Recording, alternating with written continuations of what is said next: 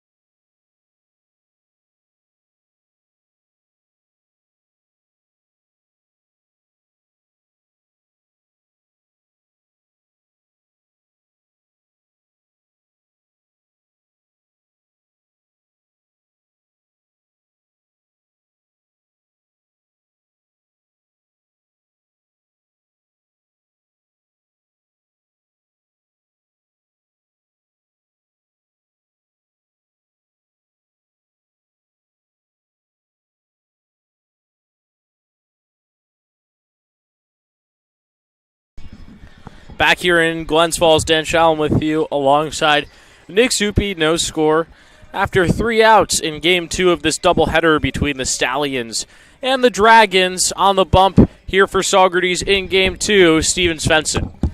This is Svensson's 4th appearance for the Stallions here in the summer of 2025. He pitched 3 innings up at Shuttleworth Park in a 10-9 win for the Stallions. He also threw 4 innings of 1-run ball against the Outlaws, and he was knocked around the first time he pitched against Amsterdam. 2 2/3, gave up 10 earned at Cantine.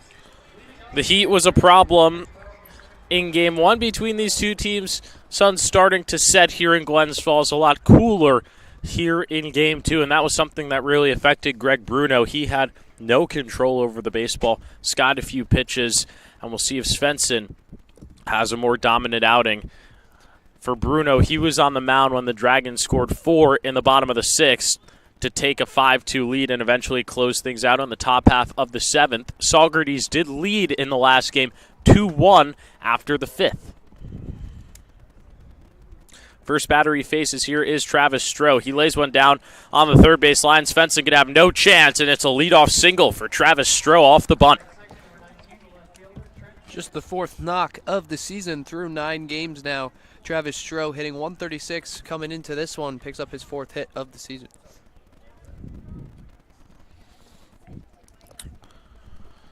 Base runners were a hard commodity for both of these teams in the first game. Through 4 innings, there were no hits on the board for either side, and then the offenses really started to break through, but it was a struggle to get anything going on either side.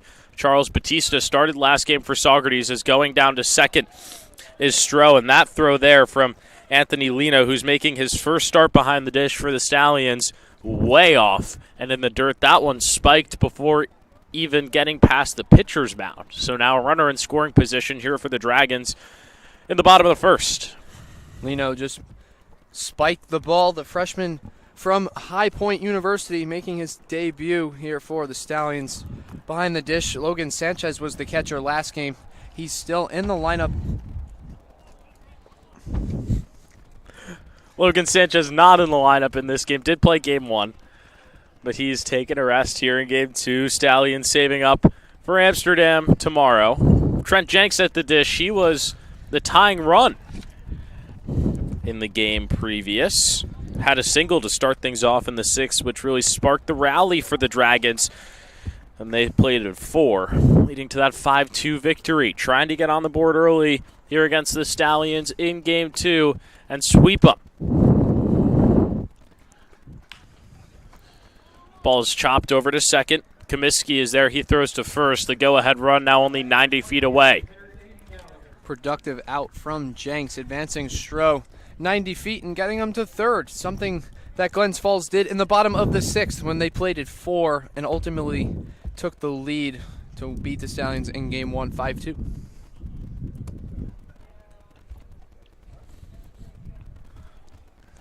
Aiden Gallagher, the extra hitter, takes a first pitch strike from Svensson.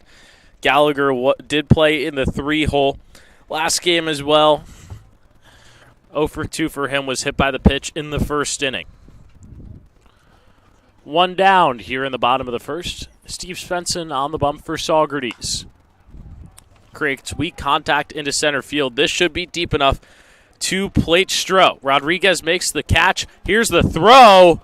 Nearly had him, but Rodriguez can't get it there in time, and the Dragons are leading 1-0 early. You see Steve Svensson shaking his head. The Dragons have 1 run across the board and really no hard contact. The lone single was a Travis Stroh drag bunt, and then Jenks is retired. Aiden Gallagher is retired on the sac fly. So if you're Svensson, you got to be a little frustrated that a run came across with limited contact made against him. And that really falls on Lino, the catcher. It was a stolen base for Stroh. That put him in a scoring position. A ground ball on the infield advanced him to third, and then the sac fly. And, Nick, that's really a taste of the Stallions' own medicine. That's what they've been doing to other teams for the most part over the last few games. The Stallions lead the PGCBL in sac flies. They have 16. They had 7 against Oneonta 2 days ago in that game. And Lino drops that one behind the dish. Coming from High Point. Did not play this past season down there. So first time he's getting some true experience, and the Stallions need some more depth behind the dish. It makes sense as to why he's here.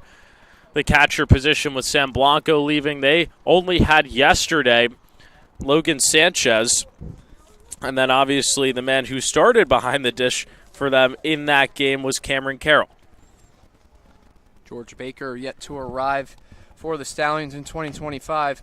Following his run with Louisville in the Men's College World Series, he's one of two Louisville guys that is coming, but like you said, Baker is a catcher. He's going to give head coach Colin Martin more depth behind the dish.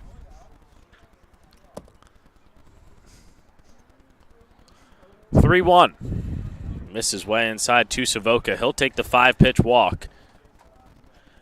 And this isn't unusual for Steve Svensson. In his last outing against Oneonta, did surrender a run in the bottom of the first after Kazuhara doubled off him, and then a sac fly brought in a run to score. So Svensson used to giving up a run, and after that he settled in very nicely against the Outlaws. 4 innings pitch with just 3 hits and 6 strikeouts. Cameron Billard did not play in Game 1 at first base. Here in Game 2. Sky-high pop into shallow center field. Rodriguez coming on. It will end up being King for the grab for out number 3. Stallions let up 1 here in the bottom half of the first. They trail it heading to the second.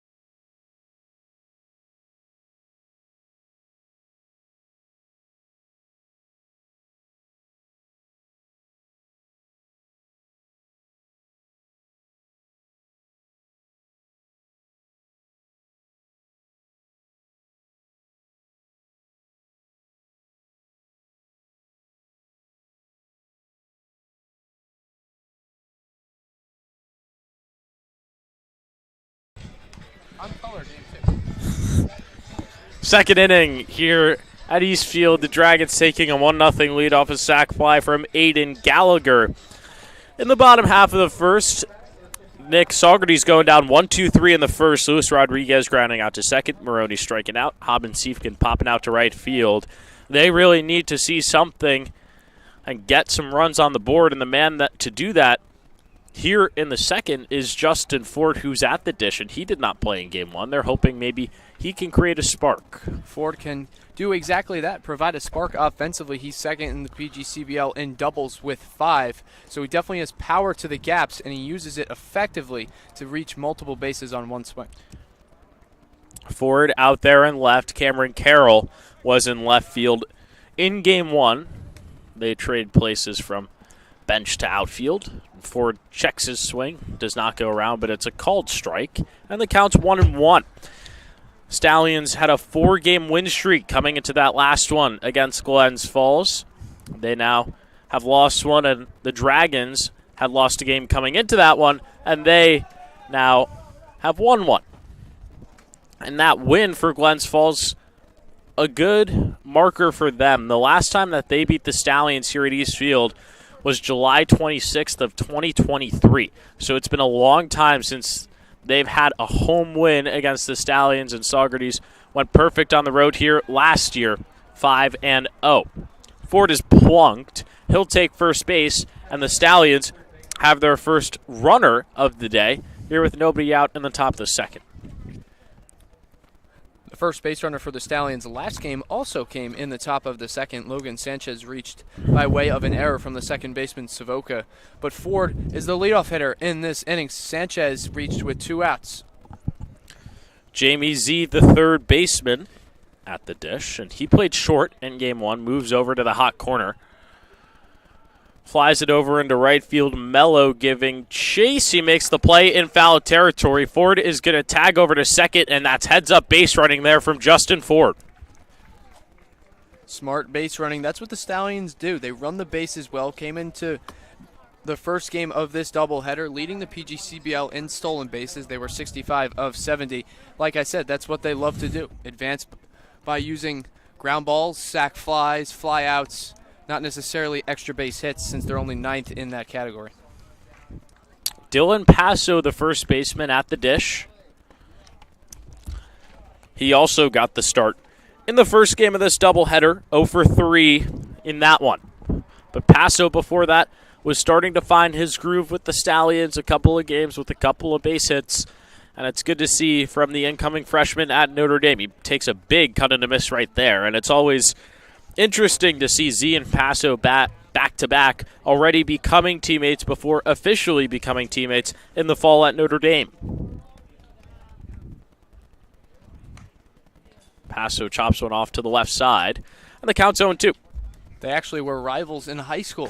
Dylan Passo went to Red Bank Catholic in New Jersey. Z went to Bergen Catholic in New Jersey. So they've actually played against each other once or twice during their 4-year run in high school. Old rivalry now becoming friends. Passo grounds it over to second base. Moat with the easy play. 2 down, Ford over to third. Ryan King, just his second game for Saugerties. He played in game 1. In that, went 1 for 3. Had a single in the 5th, reached on an E5 in the 7th. He brought the tying run to the plate. Cameron Carroll ended up grounding out into a double play to end that game. Stallions looking for a response here in the second. King cue balls one over on the right side, foul. That's 0-1.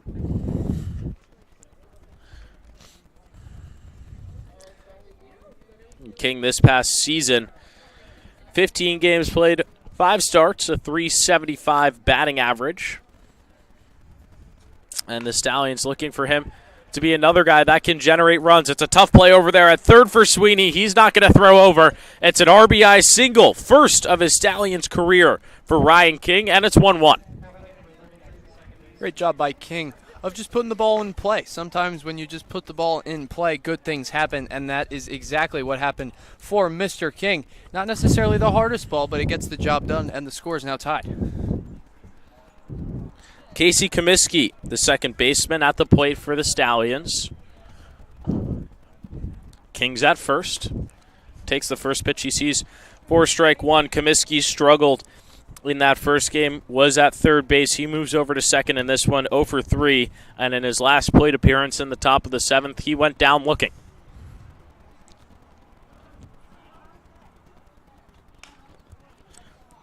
Chops one to short. Throwing over Savoca in time for out number 3. But the Stallions tie the game at 1. 1 run, 1 hit, no errors. We head to the bottom of the second. Tied up here at East Field.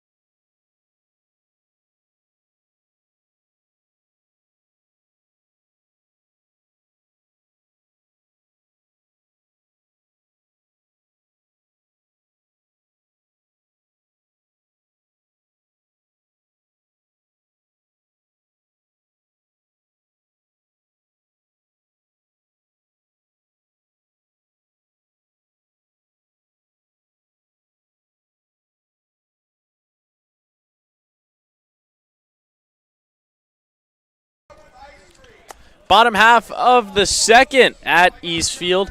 Dan Shalom with you, joined alongside Nick Zuppi, and we bring a special guest onto the broadcast here in the third, Jack Viator, our social media man who's been traveling with us to every game. Thought, why not bring him in? Second game of a doubleheader. Things can get sleepy. We need some energy in the booth. Jack, how you doing? I'm good. I'm excited. It's unknown territory for me, so I'm excited to mix it up get my voice heard for once in my life. Well, it is interesting. You were scheduled to be our sideline reporter twice in a couple of road games, both that got canceled, so it seems like the universe has just been telling you this isn't going to happen, this isn't going to happen, but they can't tell you no here tonight. You finally make the airwaves with us. Yeah, I've had some tough luck. First time bus broke down and we got stranded in the middle of some random town in upstate New York. Coxsackie. There you go. And yeah, the other time just rain delay, so I'm excited to make my debut for once. We're glad to have you here. Robert Mello, the right fielder, starting things off for the Dragons here in the bottom of the second. And in the first for the Dragons, they did play to run, that off a sac fly from Aiden Gallagher. Stallions responding, though, in the top half of a second with an RBI single by Ryan King.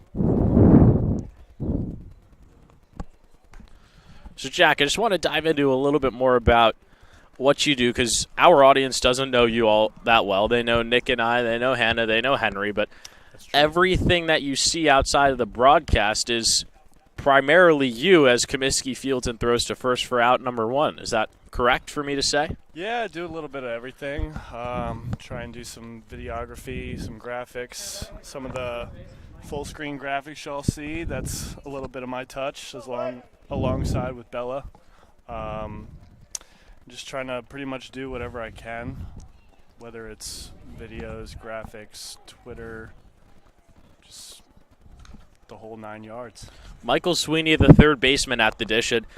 It's interesting for me and cool for you as well. We are the only two interns from last year to come back to the Stallions this year, and you were heading the social media team. You actually started doing all of the music and sound at the ballpark and then transitioned over to our social team. Got a guy. And this year, socials full-time as Ford brings it down for out number 2. So what's that transition been like for you, just doing full-time social media? Now everything's looked great online, and that's for all of our Stallions fans as well. Everything you see is all on Jack. Yeah, it's pretty exciting. Kind of came into last year not thinking I'd ever do social media before, but just with the way things panned out, heads up. Just with the way everything panned out, I got an opportunity to help out and ended up loving it. So now I do it at my college as well and here full time, and it's been a good run. Nothing better. Michael Galeo at the dish, the DH. He did play in game 1. 0 for 2, had a sac fly. This one a towering fly ball into center field. Luis Rodriguez is on it for out number 3. Jack, it was brief, but thanks for joining us here in the Pack Hub broadcast booth. Keep killing it. Everything has looked great so far this season. Thanks, man. It's been a pleasure. Roll Ponies. Roll Ponies indeed. We're tied at 1 after 2 innings of play here at East Field.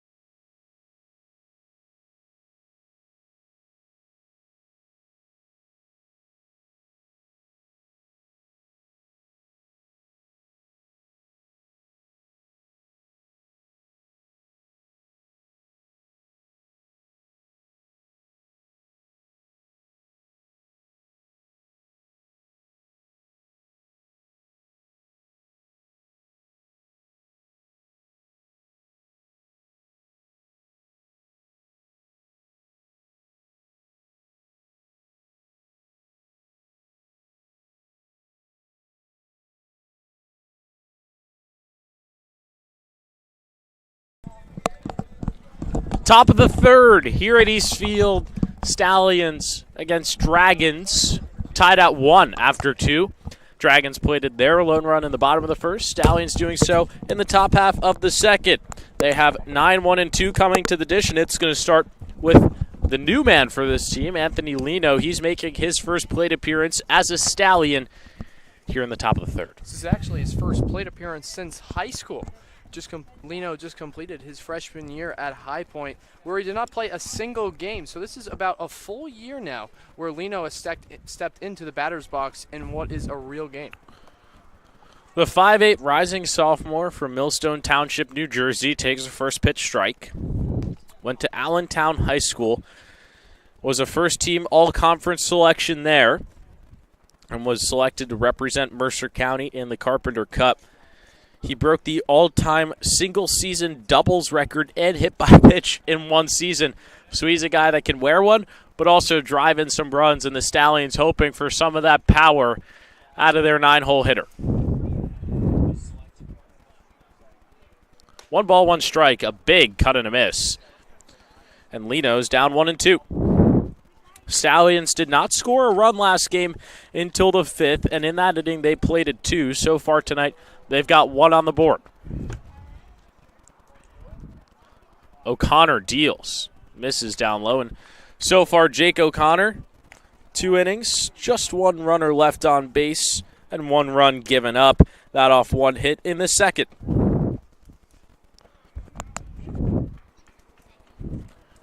2-2 offering. Off speed is chopped just foul on the left side, and we'll do it again at 2-2. And Nick, we've talked about it. Lino really being now the 3rd catcher for this team with Sam Blanco's departure. Yeah, Blanco left the Stallions, and he actually just committed to a new school out of the portal, Gaston State College, so congratulations to Sam on that.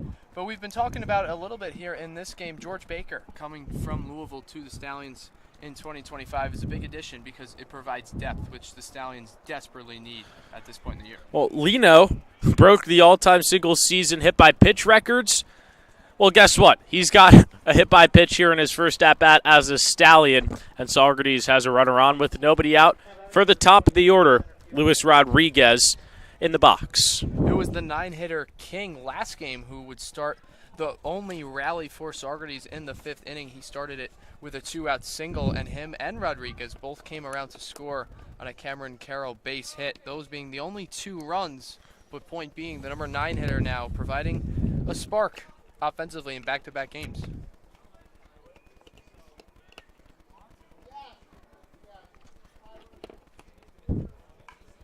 Rodriguez lays down bunt on the third base side. Going to be a tough play. Sweeney can't make it. Luis Rodriguez doing what he does best, using the wheels to his advantage. He'll go down as a single, and now runners at first and second with nobody out for Reese Maroney.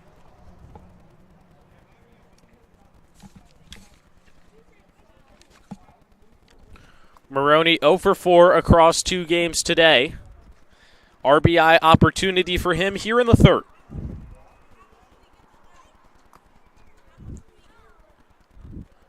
Maroney has only played 3 games for the Stallions, but we've become accustomed to him having an RBI per game so far this season.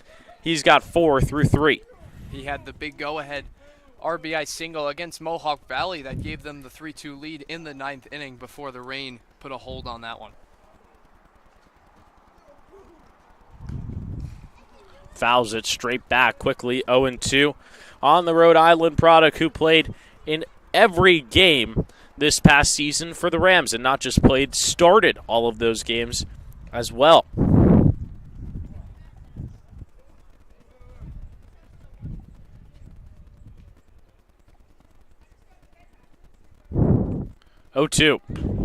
Maroney laces one over into right field. Mello on it, tagging over to third will be Lino. No throw over there. And now the Stallions have the go-ahead run 90 feet away. Stallions doing what they do best, playing base-to-base baseball, fundamental baseball, trusting the guy hitting behind you. No hit that has left the infield. Rodriguez with the only single here. It was on the drag bunt, and yet the Stallions have a runner on third base. Haben Siefkin was 0 for 2 in game 1, 0 for 1 here tonight with a flyout over into right field. That's when the Stallions went down 1-2-3 in the first. Takes upstairs for ball 1. Large backstop here at East Field. Anything Patch, the catcher, McLaughlin, will without a doubt score a run. O'Connor set at the belt now, deals going over to second is Rodriguez, no throw. Stolen base for him. That's the third stolen base for Rodriguez here today. 24th on the season if you include Mohawk Valley. By far and away the team leader, and by far and away the conference leader in the PGCBL. And was just named the PGCBL Player of the Week after he had a stretch where he went 8 for 8. Rodriguez has been the hottest bat across the entire PGCBL as of late, hoping to get knocked in here by Haben Siefken. 3 balls, 1 strike to the cleanup man. Haben Siefken leads the team in RBIs, 17 through the first 14 games, so he is the right man in the right spot to drive in some runs. O'Connor fires. Haben Siefken with a violent swing for strike 2. Haben Siefken hit a 2-run homer at Cantine when these two teams played there, and the Stallions won 14-5. It was a 2-run shot over the left field fence. Thought of doing the same thing with that swing. Full count, runners at second and third, 1 out. And the bases are loaded following a Haben Siefken walk. Just the man the Stallions want up to try and clear the bases, Justin Ford coming to the dish.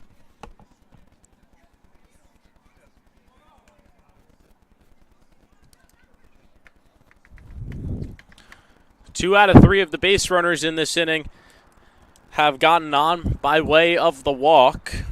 The other one being Rodriguez with a single. Ford tasers it into left field. That ball is down. Coming in to score is Lino. Rodriguez jogging in safely. Haben Siefken to third. Ford into second with a 2 RBI stand-up double. It's 3-1 Stallions. RBIs number 15 and 16 for Justin Ford here this summer. Only one behind the leader, Travis Haben Siefken. Ford starts this one with a bang, just like how he started the second inning by reaching base.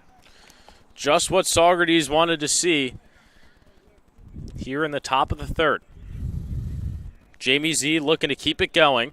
There's only 1 out here in the top of the third, and runners are still at second and third. He takes a first pitch strike from O'Connor. There is some movement out there in the Glens Falls bullpen, a righty warming. Stallions have already scored more runs here in 3 innings than they did last game. Lazy fly ball into right. Mello is there, and tagging will be Haben Siefken. The throw's not going to be in time. It's 4-1 Stallions. Saugerties getting back to more of the baseball that we know here in Game 2.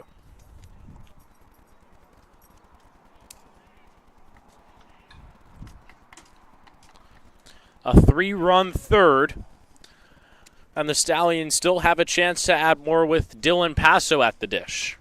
Justin Ford is at second following his 2 RBI double, which has given the Stallions a 2-run lead. And right there, Z adding on another, and this might be more. Passo splits the gap in right center field. Ford is in to score. Passo is chugging over to second. He's in there safely with a double. Stallions up by 4. That was all effort from Passo. The center fielder, Stroh, thought Passo would stop at first, but he gambled, and it paid off in a big way. RBI double for Dylan Passo here in the third inning. Saugerties offense coming alive, and head coach Ryan Dio is out of the dugout.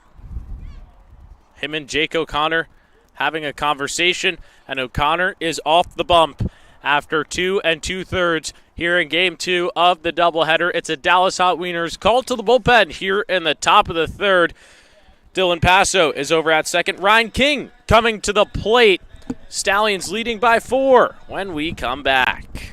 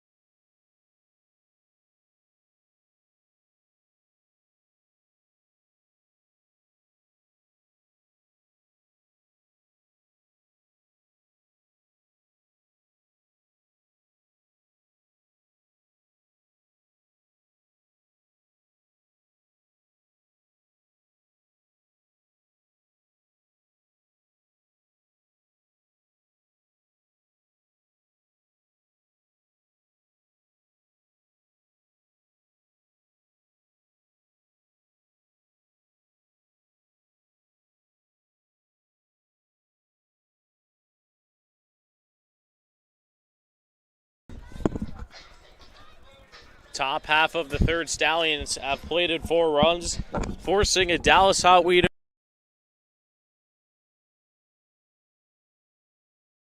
Christian Mello on to pitch here in the top of the third, with Paso sitting at second and Ryan King coming to the plate. Mello stands at 6'3", weighs 205 pounds. Big guy out on the mound. Local guy, though, from Sarasota Springs, New York. Just completed his sophomore year at UAlbany. Here in relief for Glens Falls. Christian Mello and Robert Mello now both on the field for the Dragons. We'll see how they fare. For Jake O'Connor, a final line of 2 2/3, 4 hits, 5 earned runs, 3 walks, and a strikeout. And Nick, it really unraveled for him here in the third inning. He pitched a 1-2-3 first. The Stallions just started hitting. That's all that needs to be said. O'Connor didn't walk in. He had a couple walks mixed in there, but there were some big hits for sure. Paso and Ford both had doubles. Luis Rodriguez dropped down a bunt single, so it wasn't all walks.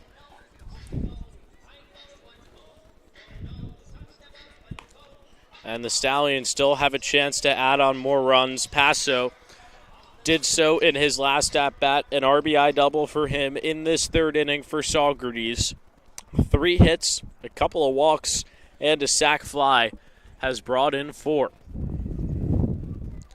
Ryan King, the right fielder, in just his second game for Saugerties at the plate. His RBI single brought home the first run of the game for the Stallions in the top half of the second.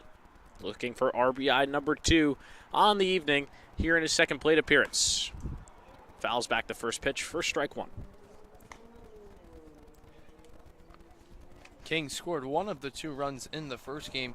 He had a 2-out single in the 5th that ultimately led to 2 Stallions coming around to score on a Cameron Carroll 2 RBI single. No balls, 1 strike to King.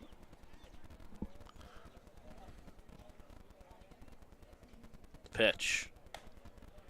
Misses upstairs. 1 ball, 1 strike. Saugerties 5 runs here in the first 2 innings of play. And a near similar score line on our hands. Last game ended 5-2, and we've already got a 5-1 here in the second one of the evening. But the difference is this time the roles flip. Stallions with 5 on the board, and the Dragons only have 1. But we've seen 6 runs through the first 2 2/3 innings here. Saw none in the first 4 in game 1.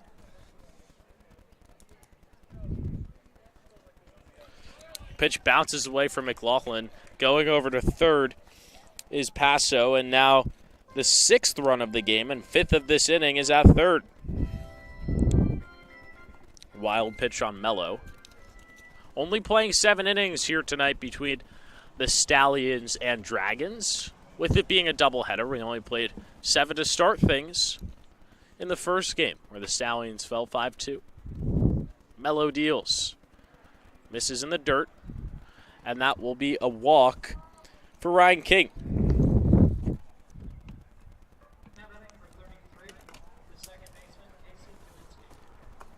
Casey Comiskey grounded over to short in his first plate appearance. And Nick, Casey Comiskey, more than anybody, could really use a lift. He's 2 for his last 24 now after the ground out to short in the second inning. He does have 11 walks, though, which leads the team, so he's still finding ways on base without hitting well. Runners at the corners with 2 down. Takes a first pitch ball. Stallions have plated 1 run with 2 outs in this inning, that coming off the Dylan Paso RBI double. They plated the first run of this game for them, also with 2 outs in the first, where King, who's at first, had the RBI single on the infield.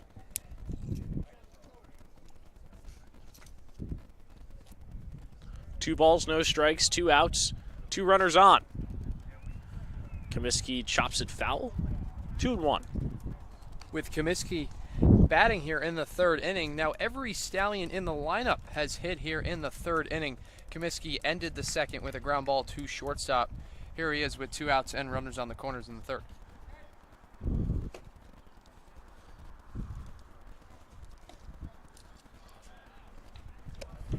Mello a pitch away from loading the bases. That would be the second time in this inning that Saugerties would have ducks on the pond.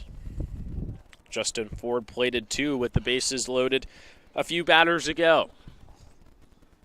3-1 in there at the bottom of the zone. Comiskey doesn't agree with it, but the count's full.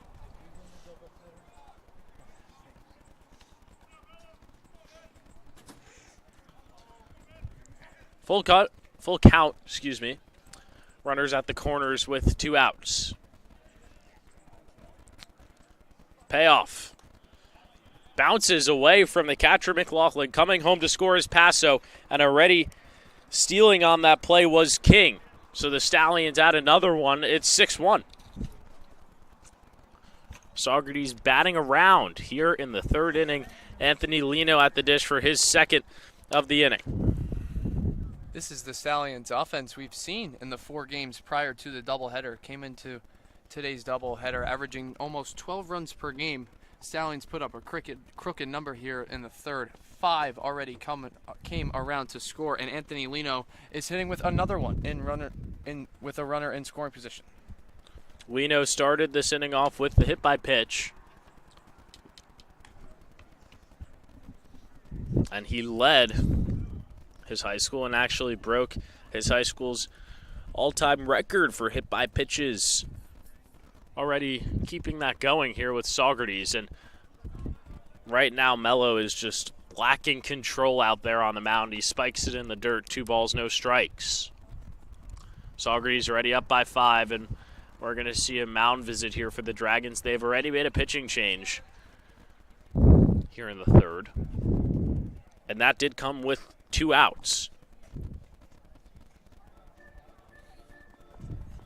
Mello was thrown into this game with Ryan King coming to the dish. That was 2 batters ago, and since coming in, he's issued back-to-back walks.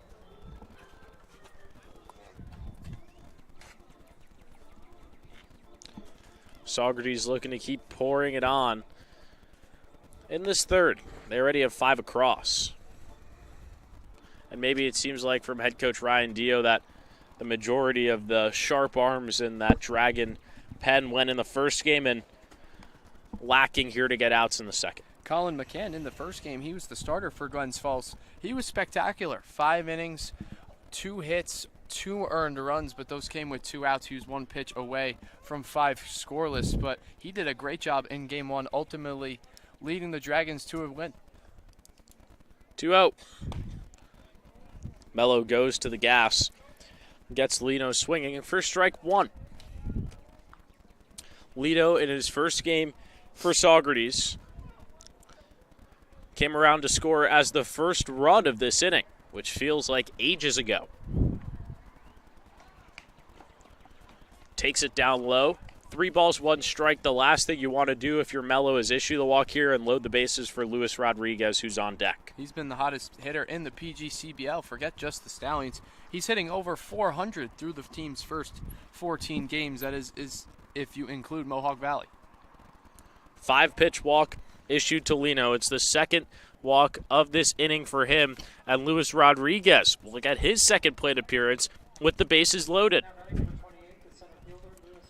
Rodriguez in this inning had a single and would come around to score as the 3rd run overall for Saugerties. Also had a stolen base. Stallions with a chance to blow this game wide open here in the 3rd.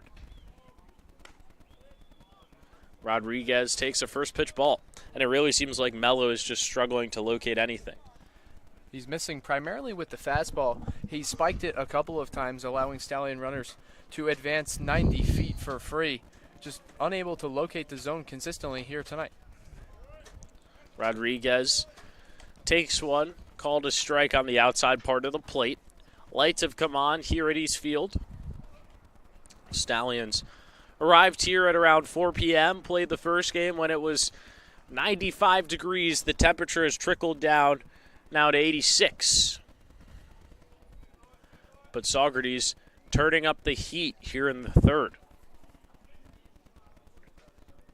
The bases are loaded. 2 outs for Luis Rodriguez. King, Comiskey, Lino, left to right on the base pass. And Rodriguez smacks it into left field. And a nice grab there by Trent Jenks in left robs Lewis of a couple of RBIs. The Stallions still played 5 here in the third. They lead it by 5 as we head to the bottom half.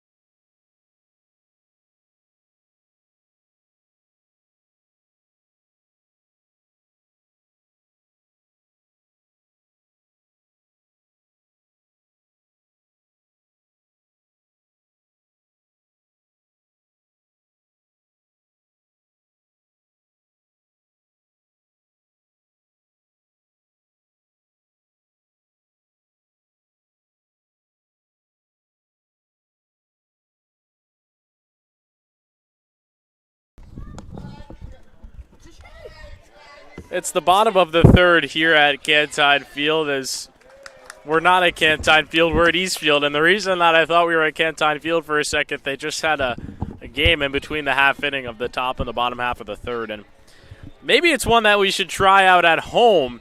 You had one of their on-field crew stand probably 10 feet away from a group of kids, and the stadium entertainer just got pelted with water balloons for a solid 2 minutes.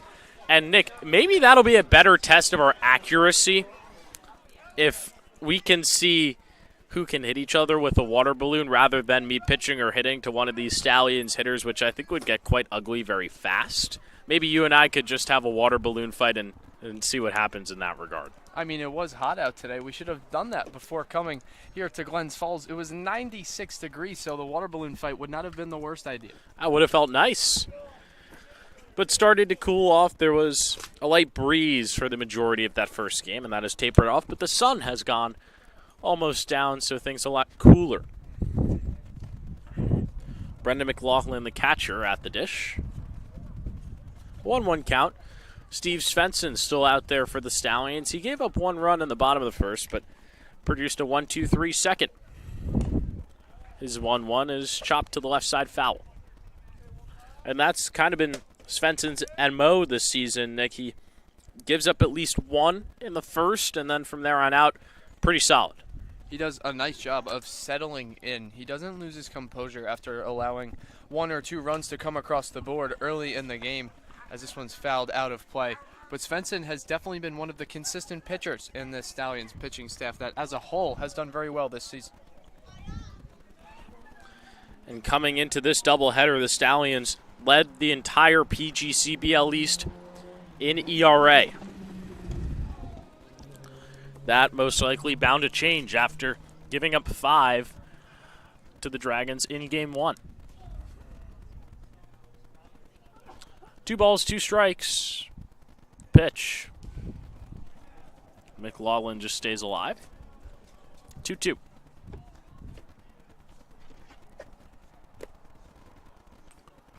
Only other game on the board tonight in the East is Mohawk Valley versus Oneonta. The Diamond Dogs cruising in that one. 6-0 in the top of the 7th. Svensson produces his first K of the day on McLaughlin, and there's 1 down here in the 3rd.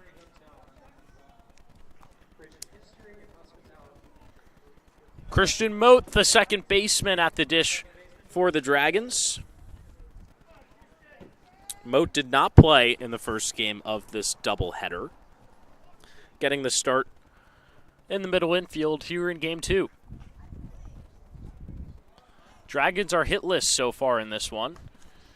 It's a big cut and a miss right there from Moat. Makes it 0-1.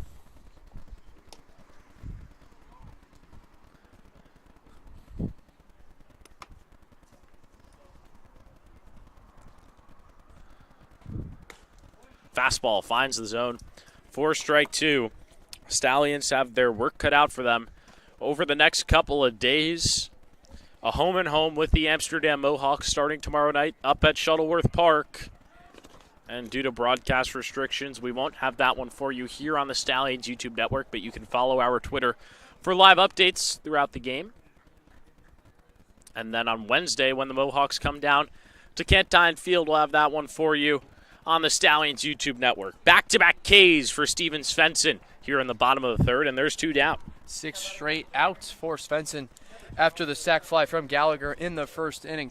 He's done a nice job of settling down and not letting this Dragon offense get anything going outside of their 1 run. Top of the third, 2 outs, and that means it's time for the top of the order for the Dragons. Travis Stroh at the plate. And Svensson's off-speed misses for ball 1. Stroh started this game with a single, stole second base, was moved over to third on a Trent Jenks ground out over to second, and then he was brought home on a sac fly from Aiden Gallagher, who's the extra hitter tonight. And that being the only blemish on Steven Svensson's line so far. Stallions have given him plenty of run support, 6 through the first 3 innings. And last game, Saugerties decided to go with an opener. They threw Charles Batista, who we usually see come out of the pen in the later innings. He came in, pitched the first, and then came out for Keller Osborne, who went 4 innings strong with just 1 earned run given up. In Batista's lone inning, he didn't allow a hit. Retired the Dragons 1, 2, 3, 4. He did hit a batter. That was Gallagher, the number 3 hole hitter. But other than that, he was perfect. Pop fly over on the right side in foul territory. Passo is on it. And it's back-to-back 1, 2, 3 innings for Steve Svensson. He has retired 7 straight hitters. Stallions leading by 5 as we go to the 4th.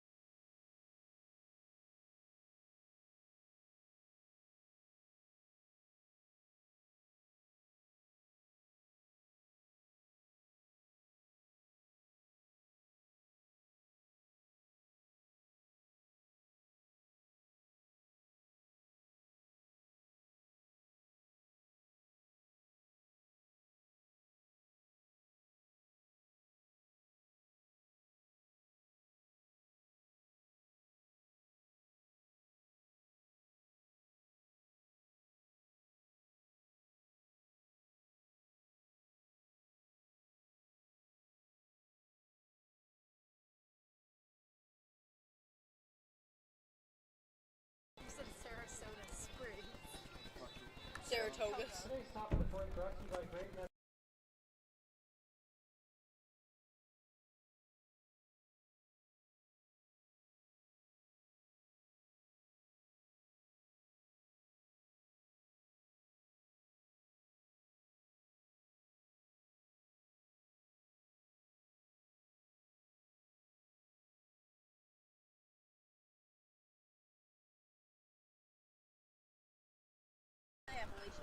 Fourth inning, we're 3 down here at East Field, and the Stallions have a 6-1 lead. The offense coming alive here in Game 2 after they were held to just 2 in the first 7.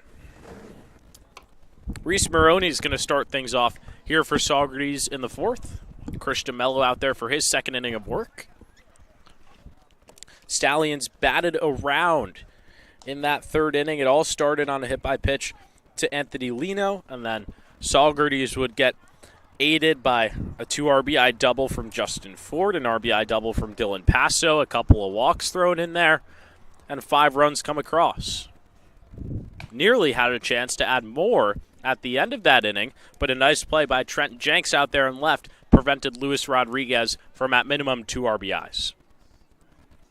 Jenks also scored the tying run in Game 1, so he's doing it on both sides of the field in both games of the doubleheader here tonight. There is a new arm getting warm in the Dragons bullpen, a righty. And we saw Ryan Dio, the head coach for the Dragons, do the same thing last time around. That being in the 3rd, he made a call to the bullpen with 2 outs in the inning, and it would eventually take Mello 4 more batters to get the Dragons out of it.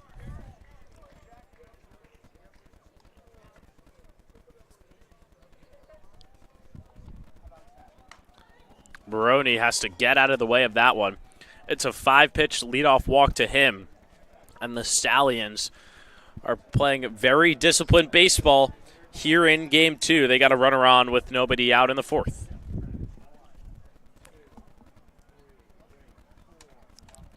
That's back-to-back-to-back innings now where they have the leadoff runner on by way of the walk. Already 5 walks for the Stallions offense here in Game 2 of the doubleheader. A team that came in averaging almost 7 per game. Siefken takes the first pitch he sees for ball 1. And, Nick, that's something the Stallions have done well all season. If the opposing pitcher's not going to give you something to hit, don't swing at it.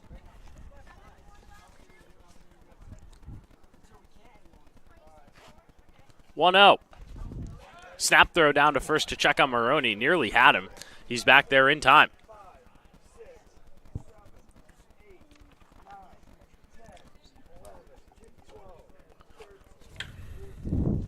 Siefken does not have a hit in 5 plate appearances tonight at Glens Falls.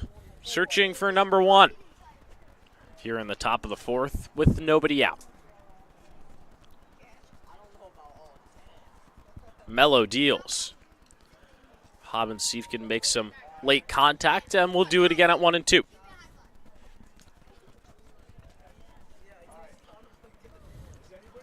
Saugerties has 1 more game left on this road trip, if you want to call it that. They have played 4 of the last 5 away from home coming into this game, with the lone outlier being against the Boonville Lumberjacks on Sunday night, in which the Stallions won 13-3. That being in 8 innings.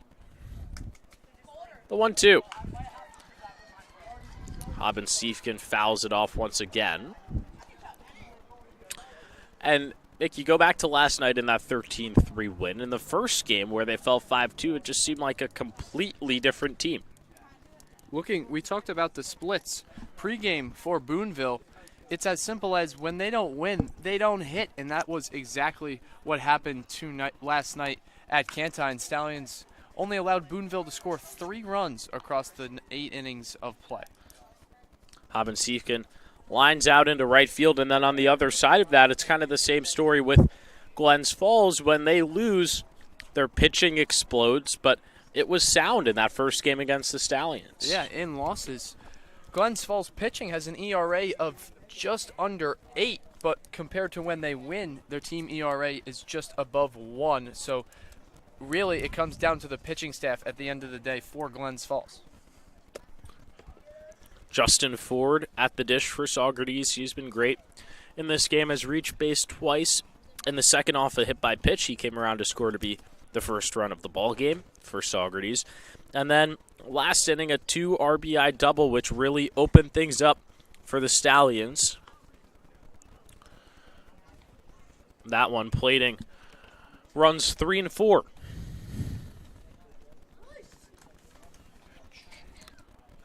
Maroney's at first after his leadoff walk. Ford at the plate with 1 down here in the 4th. Maroney's going over to second. Here's the throw down. In time. Maroney doesn't agree with that one, but he jogs off. He's caught stealing. And there's 2 outs here for Christian Mello to work with. Maroney had 24 stolen bags last spring for Rhode Island, where he was perfect, was not gunned down at all. 24 for 24 there. First time he's caught stealing in about a calendar year. Base is empty for Justin Ford. Still working in the count. 2 and 1.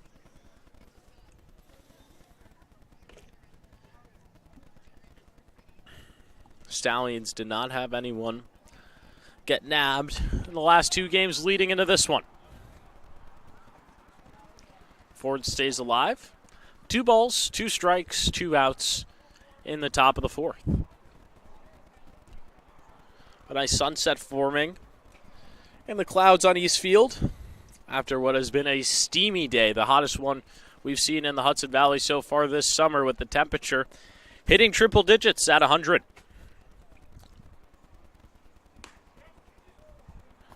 Ford takes outside, and the count goes full.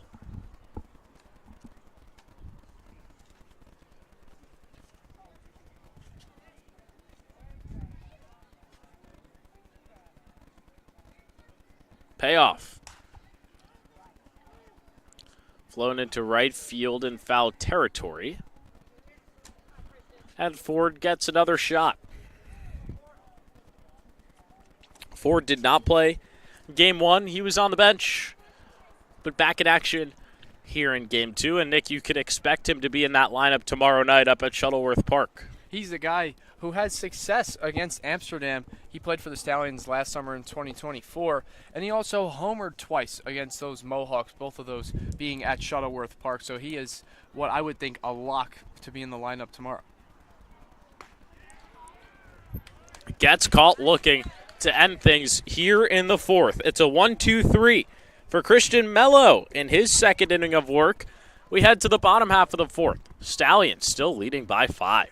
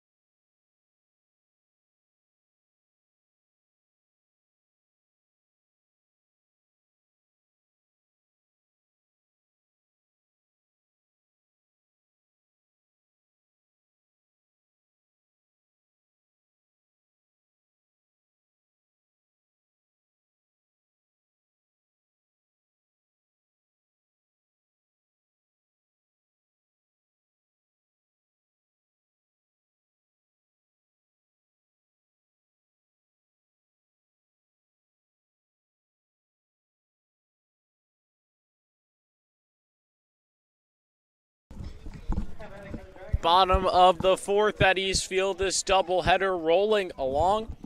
Stallions are leading things 6-1. Still on the bump for Saugerties Steven Svensson. And Nick, if he completes this fourth inning, that'll be now the 5th straight game for Saugerties where at least one pitcher has gone 4+. Heath went 4 last night, only allowing one run. Franklin and Constance both went 5 against the Mohawk Valley Diamond Dogs and the Outlaws, respectively, both allowing actually 2 earned runs in their starts. And then here, Svensson 3 outs away from doing the same thing. First batter he's facing here in the fourth is Trent Jenks.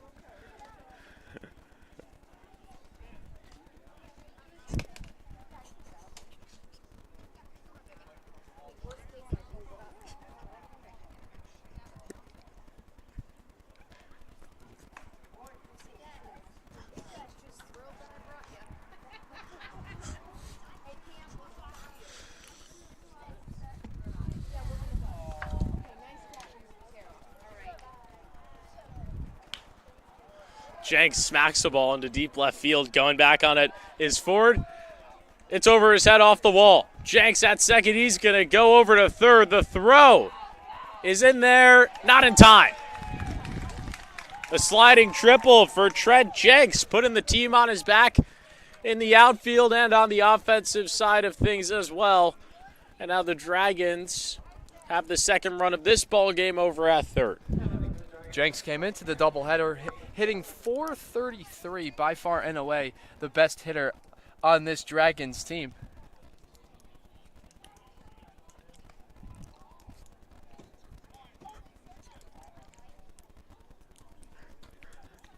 So with the runner at third, Aiden Gallagher, the extra hitter, steps in. He does have a sac fly tonight, and that plated the only run of this game for the Dragons. First pitch strike to him. It's 0-1.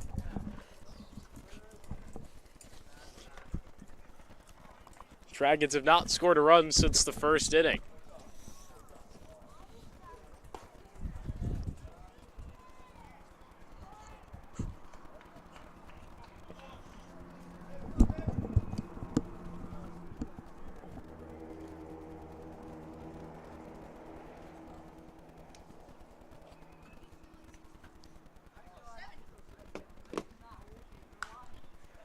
This one's fouled back.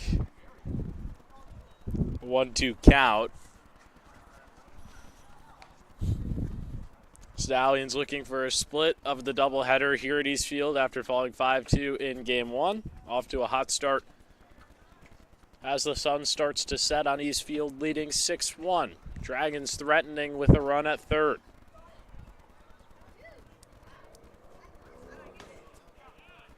Strike three, got him looking. It's the third K of the day for Steven Svensson. First one he gets looking, and there's one out here in the bottom of the fourth.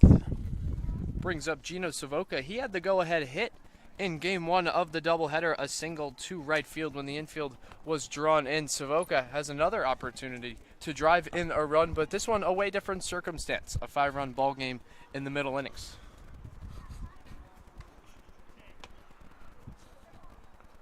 Gino Savoca had a walk in the first, was stranded after Cameron Biller flew out into right field. That's a 1-0 count. Pitches in there for strike one.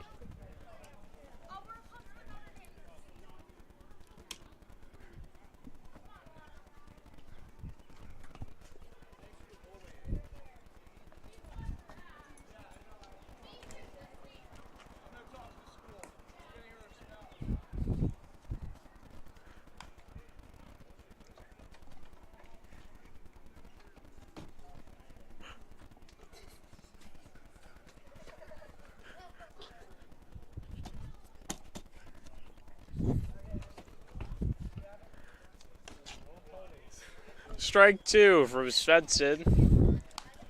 2 balls, 2 strikes, 1 down in the bottom of the fourth, with the Dragons looking to plate run number 2.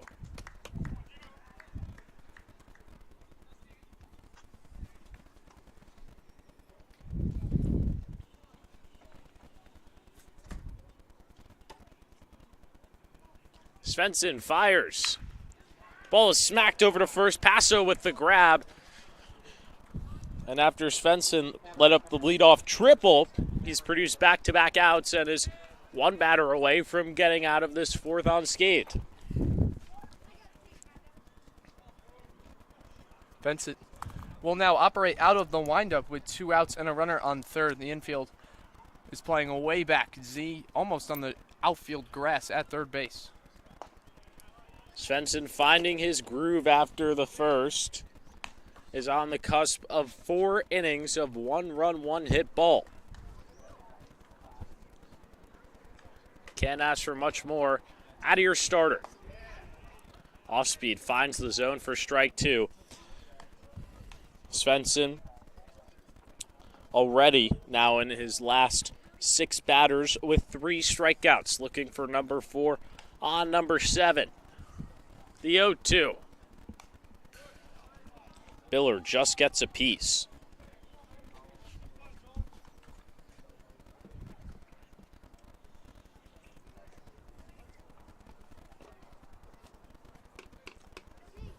The wind, the kick, the pitch. Svensson tried to go and work the inside corner there, doesn't get the call. 1 ball on the board.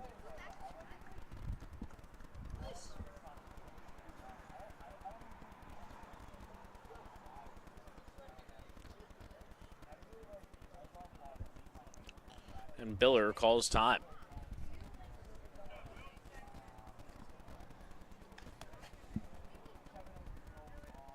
One, two. Biller with some loud contact out to left center field, but Rodriguez is there to make the play. Steve Svensson has done a great job since the first inning. He's faced only 1 more batter than the minimum. And because of that, the Stallions have a 6-1 lead going into the 5th.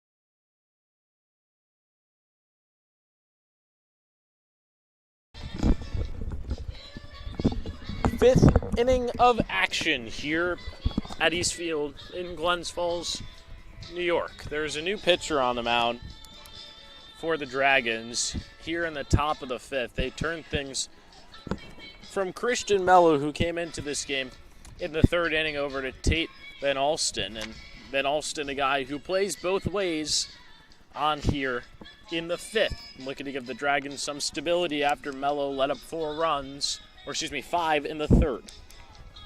Van Alsten, the last time these two teams played was a hitter. He came in for the injured Michael Sweeney, who was at shortstop, where he went 0 for 3 with a walk and a strikeout.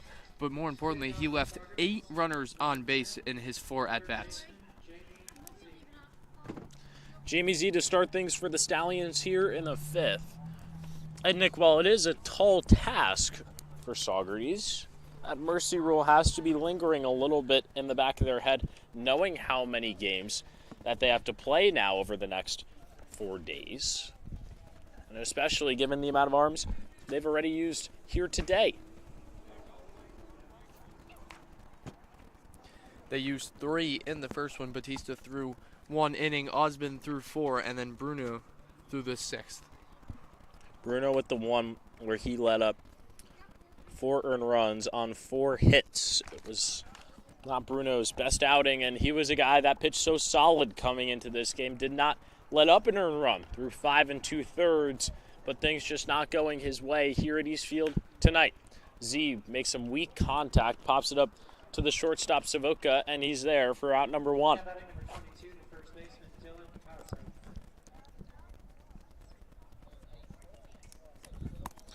And Nick, obviously a split here tonight is not what the Stallions wanted, but if they can finish this out, would be much better than getting swept. They didn't gain any ground on Amsterdam, but they did not lose any ground also, which is the biggest thing. Came into this doubleheader 2.5 back, so a win in Game 2 doesn't change that. Still 2.5 back going into the home-and-home against the Mohawks tomorrow and Wednesday. And Saugerties so far this season, a win against Amsterdam last time up at Shuttleworth Park, that being a 10-9 victory, a loss at home. So each team has been better on the road, and we'll see if that stands true tomorrow and on Wednesday.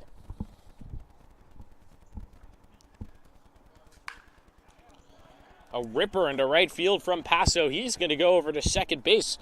Fielding it is Mello. He gets it in quickly, but it's a stand-up double here in the top of the fifth for Dylan Paso. Second double of the day for him. Paso's really starting to heat up after his first 3 games did not really go according to plan. 2 of the next 3 are now multi-hit games. This one, a multi-hit extra base game night for Paso. 2 doubles here, 1 in the 5th and 1 in the 3rd. And that one in the 3rd, also an RBI double. Stallions hoping to run it up here in the 5th inning. If they lead by 12 after 5, the game's over.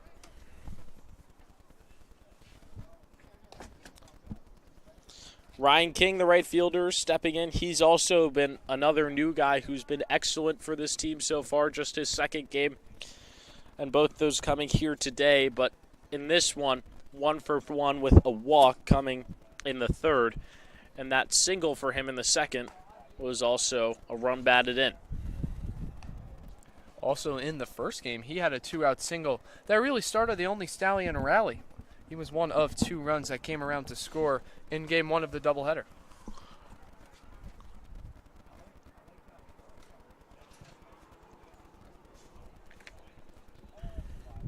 A pass ball by McLaughlin there.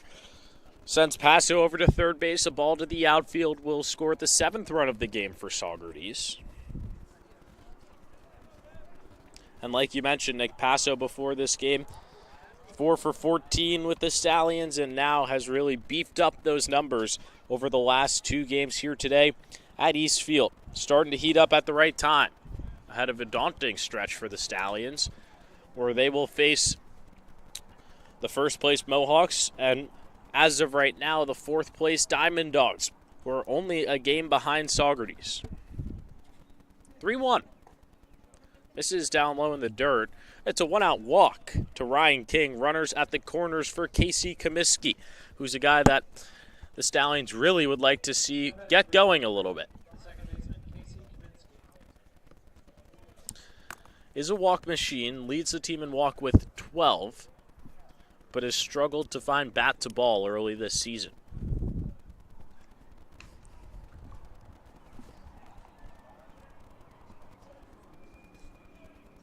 Van Alsten deals. Misses down low. The Dragons only used 2 pitchers in the first game against Saugerties and have started to dump out the bullpen here in game number 2. Comiskey chops it foul. It's 1-1. Dragons up to 6 wins on the year. They're just 2 away from tying the amount they had in 2024. Ryan Dio bringing in a lot of different guys this season compared to last year, and Dragons overall have been playing much more competitive baseball than in 2025. Going over to second is King. There's no throw down. And Comiskey does not go around, so runners at second and third in a 2-1 count. Ball to the outfield, could plate 2. And the Dragons not even bringing the infill in here in a 5-run game in the top of the 5th. Looks like they'll concede the run to get the out. A big RBI spot here for Casey Comiskey. Pitch from Van Alsten's right down the pipe, and the count's knotted at 2s.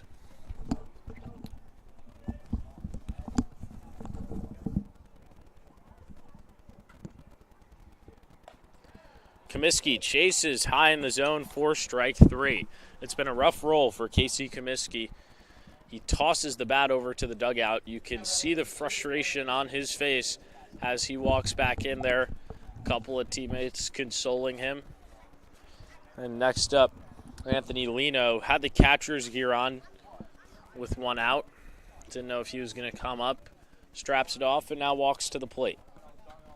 Comiskey is now 2 for his last 25, a stretch that he is desperate to break out of, but he's still impacting the Stallions offensively. He leads the team in walks like he did earlier in this game. He's second in the PGCBL in sack flies, so still finding ways to impact things. Line drive over to right by Lino, and nice diving grab by Mello to end things here in the 5th. The Stallions strand 2, but are still up by 5.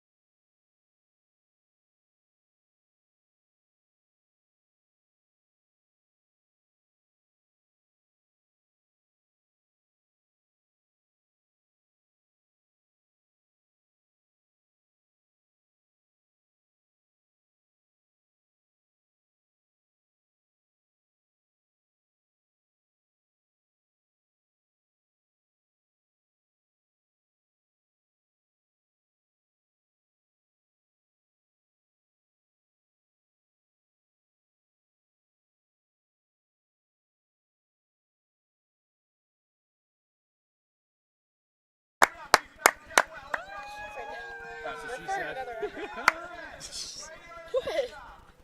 What?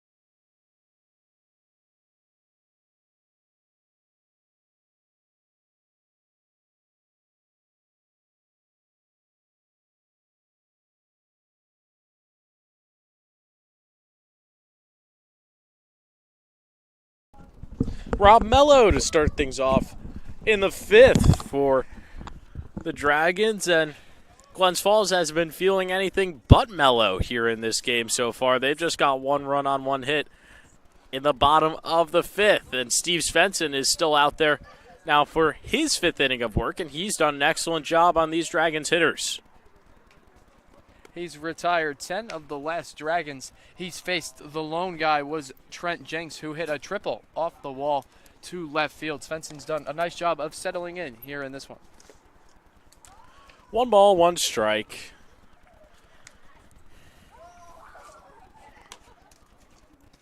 Mello takes the off speed on the outside for ball 2.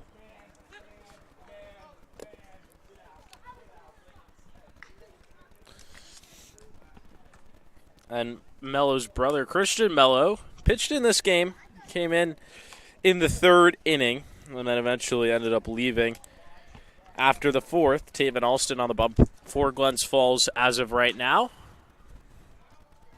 This ball's cracked foul to the left side, and the count goes full.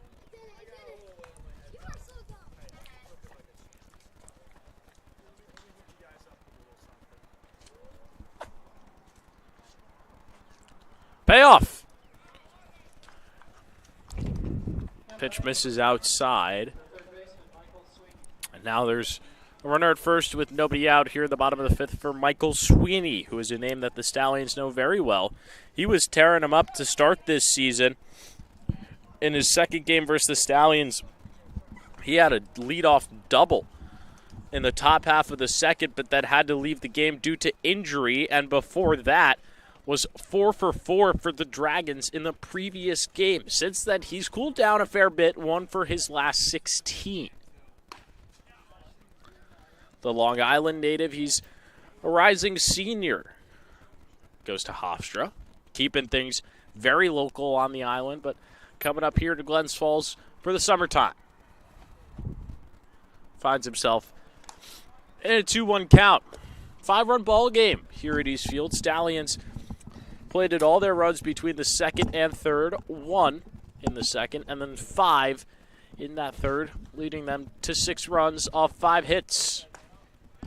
Svensson's worked his way back into this count. It's 2-2.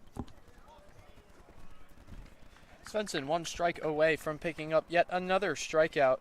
That would be even number 4 for Svensson in this one. The wind, the kick, the pitch. Fouled off to the left side. And we'll do it again at 2-2.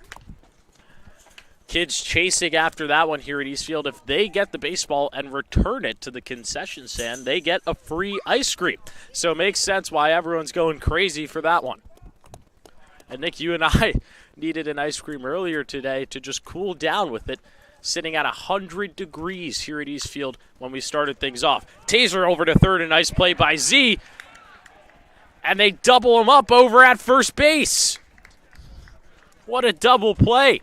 Z to Paso, Notre Dame to Notre Dame. And there's 2 down here in the bottom of the 5th. That's a connection Fighting Irish fans down in South Bend, Indiana would love to see for the next 3 years. Z over to Paso. Quick exchange from Z. Catch it, make the quick throw over there to first. Beautiful all around. The Stallions defense today has really shined, yet to make an error through a game and a half for a defense that a couple of games ago, errors were the talk of the team. No doubt about it. They had 9 in their last 6 before what we were just talking about, and Nick Galeo at the dish. But going back to the Notre Dame connection, both Z and Paso, incoming freshmen at Notre Dame, and both played ball at rival high schools down there in New Jersey. This time, it's Maroney who's tested. He makes a nice diving play for out number 3. The defense showing off for the Stallions here in the bottom of the 5th. Another 0 for Steven Svensson. That's 4 straight. And the Stallions are up 6-1 heading to the 6th.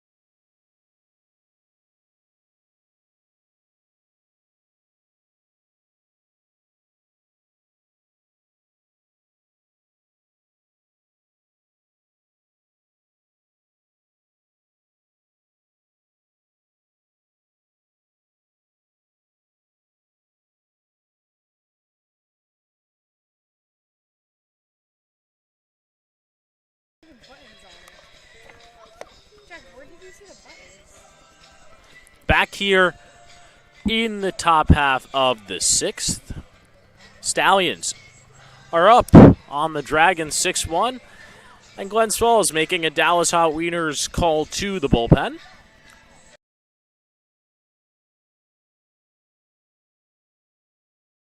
Go for just 2 innings and a third combined. Gifford standing 5'10", weighing 190, out towing the slab for the Dragons here in the top of the 6th inning. Gifford from Old Town, Maine, just completed his sophomore year at Maine. And over there at Maine, he barely appeared, just a third of an inning in his time this past season. So another guy's looking for more plate appearances and more innings on the mound here in the summer of 2025. He'll be greeted by Luis Rodriguez at the top of the order. And Luis so far in this game, 3 at-bats for him, all coming between innings 1 through 3, has not come to the dish since. But within that, a 1-for-3 evening for him with a single, a stolen base, a run, a line out over into left, and a ground out to second.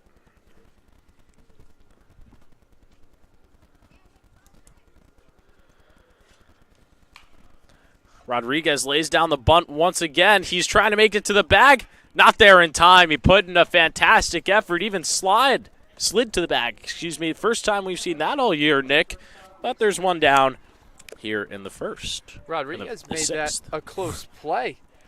I thought that was going to be an easy out for the first baseman, Biller, but Rodriguez made it close. The head-first dive into first base. Almost safe, but there's no almost. I think Rodriguez probably, 4 seconds down the line right there. You think longer? I mean, he has a 6.2 60-yard dash, which is 180 feet. So cut that in half. That should have been 3.1 if we go by his numbers. I think I would probably come in at a 4.5, and I think that's pretty decent for me. I think I'm a 4.3. We'll have a race, and then we can collectively see who has the fastest on the team. So there's a lot among our broadcast team. There's a lot we need to do, you're right. Just to list it out, we have to do a pitcher versus one of us. We have to pitch to one of the Stallions. We now have to have a 60-yard dash against each other, a water balloon fight. Is there anything else you want to do? Oh, our social media man, Jack Viator, who appeared on the broadcast earlier, just chimed in with a great point. There is a supposed hot dog eating contest coming soon, and it's not your traditional hot dog eating contest where eat as much as fast as you can and the person with the most wins, as Maroney grounds it back to the pitcher and is out at second. This being a hot dog eating competition organized by one of our marketing directors, Ross Avella, where it's how many hot dogs you can eat over an hour versus just eating as many as you can within like a 10-minute span, which I think is more fair. I would prefer that way because even when the 5 of us went to Buffalo Wild Wings, we had the unlimited wing night competition amongst the interns, and that one, there was no time. We could just sit there and eat however many wings we felt like it. And you actually came in first in that one. I think you ate 18 boneless wings, right? If my math is correct. I got to an even 20. Even 20. Our sideline reporter, Hannah Tampasas, put in a good effort. I believe she got to 17, which is a pretty good feat if you ask me. Our producer, Bella Holleran, and I probably didn't even get to 10. And then our social media man, Jack Viator, got nachos, so that was strange. If you go to Buffalo Wild Wings, I feel like you have to get wings in some form. Travis Hoppensiefkin at the plate in a 3-0 count.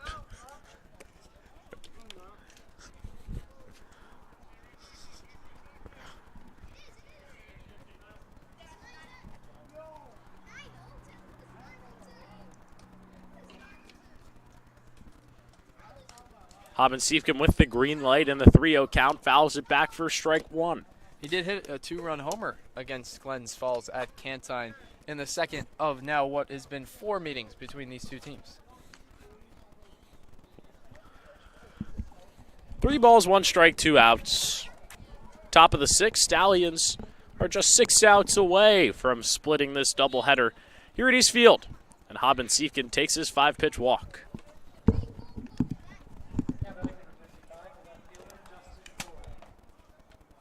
Second walk of the day for Travis to go along with 2 flyouts to right field.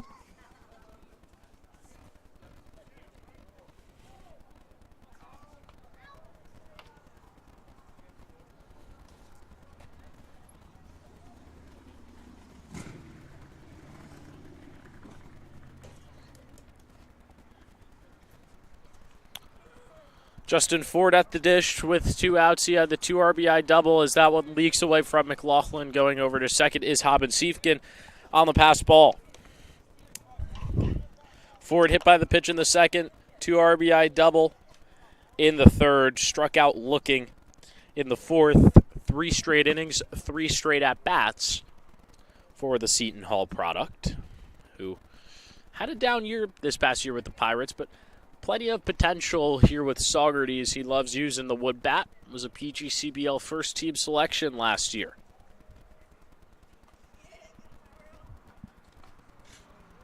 That one's in there for strike 1.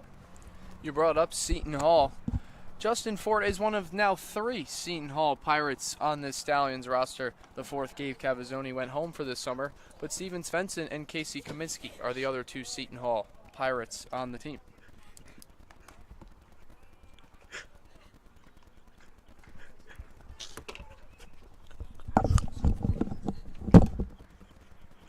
Two balls and 1 strike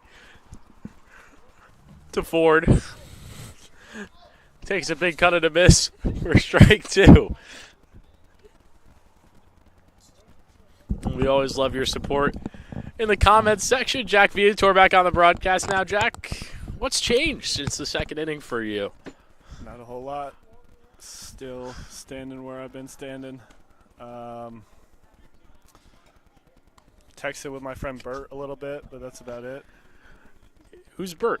You tell her. The world may never know. The mystery continues. I don't even think I know who Bert is myself. Bert's a great guy. He's a team over me kind of guy. Payoff is shot over into the bleachers on the right side. Stallion searching for some Nacarado insurance runs here in the 6th, looking for one more with Haben Siefken standing over at second.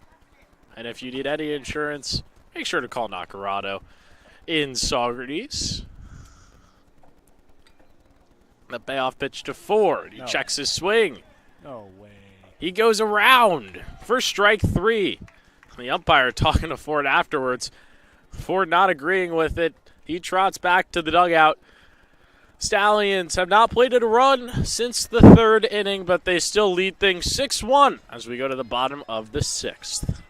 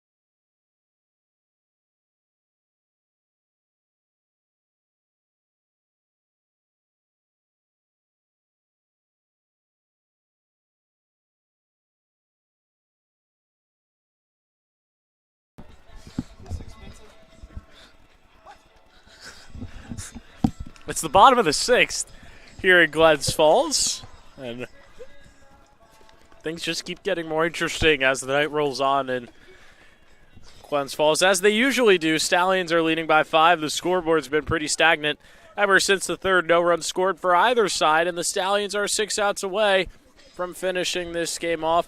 It's a call to the Dallas Hot Wieners bullpen. Here in the bottom of the 6th for Saugerties, John Ryder.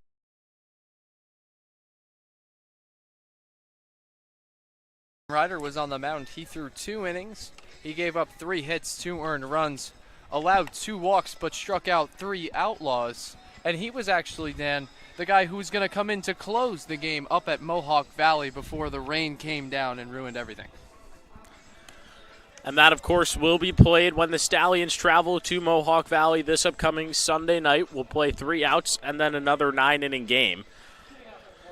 And, Nick, now you kind of look ahead of what the Stallions could go with tomorrow up in Amsterdam. And the way it's looking right now, the probable starter for them up there in Amsterdam in just a few days' time is Ryan Franklin. And you have Jake Spindler in the bullpen, who hasn't been used in a few days' time, along with Jason Van Valkenburg.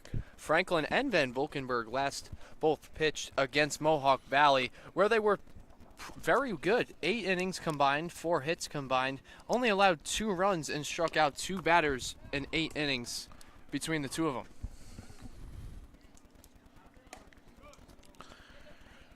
Ryder in just his 3rd game for the Stallions.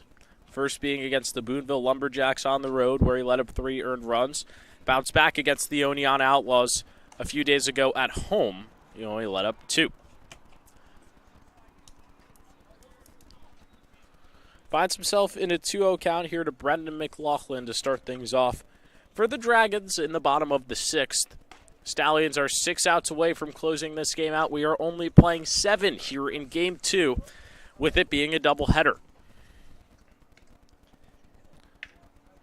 Stallions will travel to Amsterdam tomorrow, like we've noted. We won't have that game for you here on the Stallions YouTube network with the broadcast restrictions in the PGCBL. But come Wednesday, we will have that game for you at home as the Stallions take on the first-place Mohawks. That scheduled to be a 7:05 start with the 6:50 Archtop Fiber pregame show. 2 balls, 2 strikes, no outs. Here in the bottom of the 6th, Ryder gets McLaughlin to foul one off, and the count stays at 2-2. And Nick, that last game here today against the Dragons just kind of seems like a fluke for the Stallions offense. They've certainly picked things up here in Game 2 with 6 on the board. They tallied double-digit hits and runs in each of the last 4 games. They even tied a season high in Knox with 17 against Boonville last night. So the 5-run inning is more like what Stallion fans have seen of late.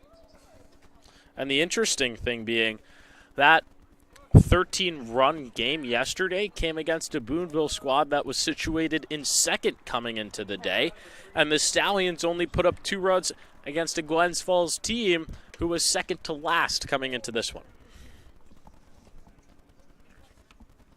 McLaughlin issued the walk. Christian Mote, the 10-hole hitter, now at the dish.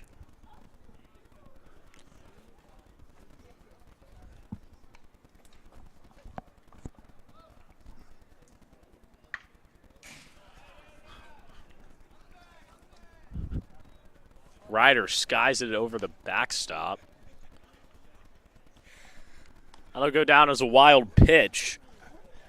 And the Dragons have a runner in scoring position.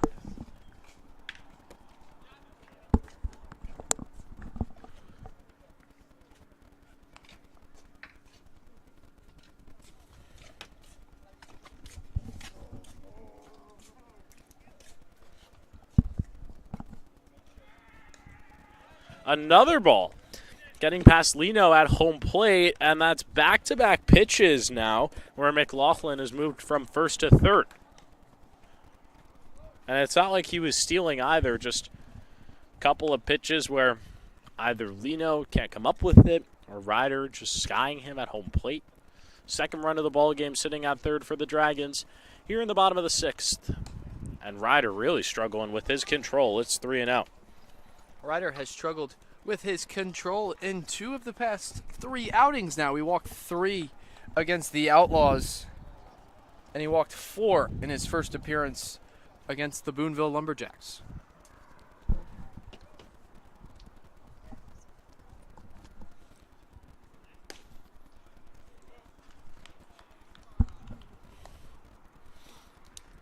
Back-to-back walks to start this relief outing for John Ryder. In his 2 games, he has issued at least 2 walks and doing the same here in the bottom of the 6th.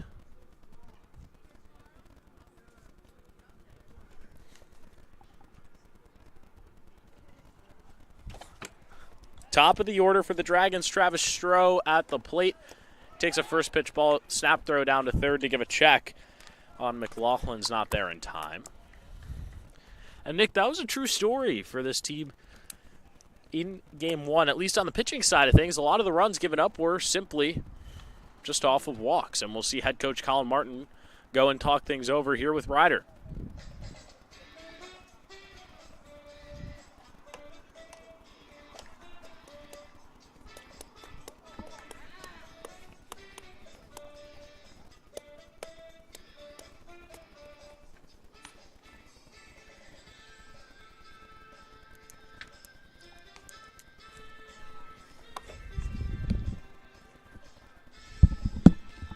Jace Van Valkenburg starting to get loose in the pen for the Stallions. Colin Martin having a lengthy talk with John Ryder out there on the mound. It's been 2 uncompetitive at-bats to start his outing. 2 walks and a couple of pitches in there where he's really throwing it over the head of Lino. Just uncompetitive pitches. He's not even giving his defense a chance to work behind him. Missing the zone pretty wildly here through the first 2. Runners are at the corners with nobody out here in the bottom of the 6th. Ryder misses upstairs. 2 balls, no strikes. And usually we see pitching coach Praxi Vigil go out and give that talk. But this time, head coach Colin Martin.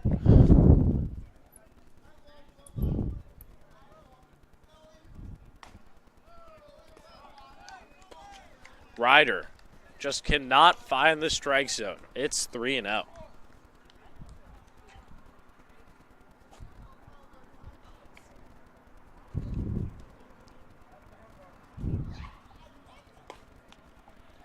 In there, first strike 1.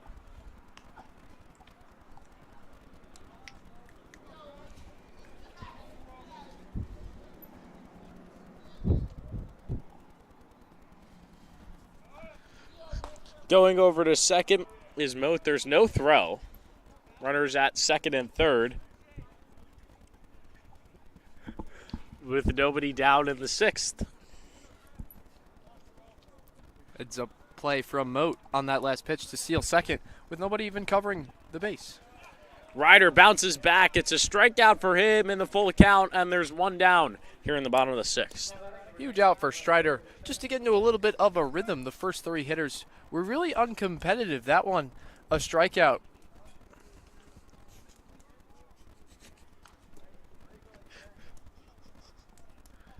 So with runners at second and third, it'll be Trent Jenks, who had a triple last time he was at the plate. That let things off in the 4th, but he never came home to score. And that's been a problem for the Dragons, just bringing runners home.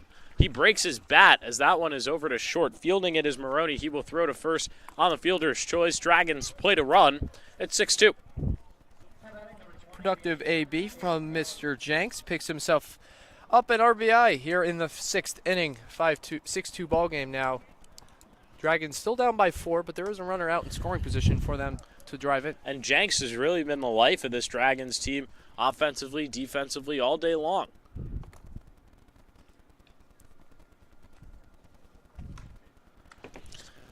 Ryder's got 2 outs on the board.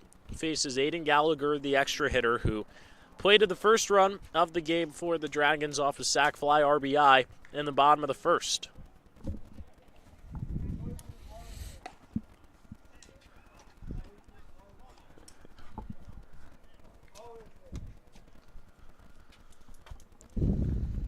Two balls, no strikes, 2 outs. Gallagher smacks it into right field. That ball is going to get down. King was playing shaded extremely into center field, and that's an RBI double for Aiden Gallagher, and in a blink of an eye, we have a 3-run ball game. Dragons plating 2 more 2-out runs here in this one, something they did in the first game as well. Scored 3 runs with 2 outs. 2 now here in the 6th. Stallions fell by 3 in the first game and now have a 3-run lead that is quickly being chipped away by the Dragons as Ryder just cannot find the zone. Another ball that goes to the backstop over the head of Lino. Gallagher moves over to third base, and now Savoca has a chance to make this a 2-run ball game. That's 3 wild pitches in this inning. Ryder just has really struggled. Interested to see at what point Colin Martin says enough is enough and goes to Jace Van Valkenburg in the pen. The Dragons have 3 runs, but they only have 2 hits, both of those being extra bases. Another one gets by Lino. And coming home to score is Gallagher. The Stallions have let up 3 runs here in the 6th, similar to when they let up 4 in game 1, and we got a 2-run ball game on our hands. That's 4 wild pitches in this inning for John Ryder. Ryder's just struggled with the command all inning long. Hasn't found the strike zone consistently at all, and the Glens Falls dugout starting to get a little antsy. We have a new ball game here in the 6th, 6-4. Talk about a 2-out rally. All the runs scored, except for the Trent Jenks Fielder's Choice RBI 6-3, have come with 2 outs. Ryder issues the walk to Gino Savoca, and the tying run is coming to the plate in the form of Cameron Biller. That prompts Colin Martin to come out of the dugout, waiting for a signal to the pen. He is now going to give it. Jace Van Valkenburg takes things over after a rough roll for John Ryder here in the bottom of the 6th. 3 have come across for the Dragons. They have the tying run coming to the plate when we come back.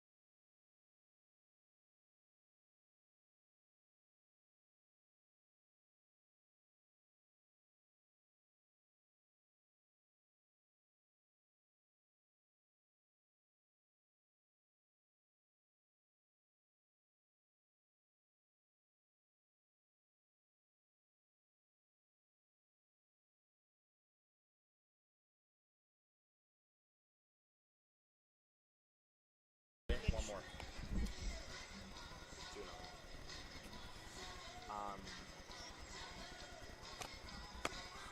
Can I just...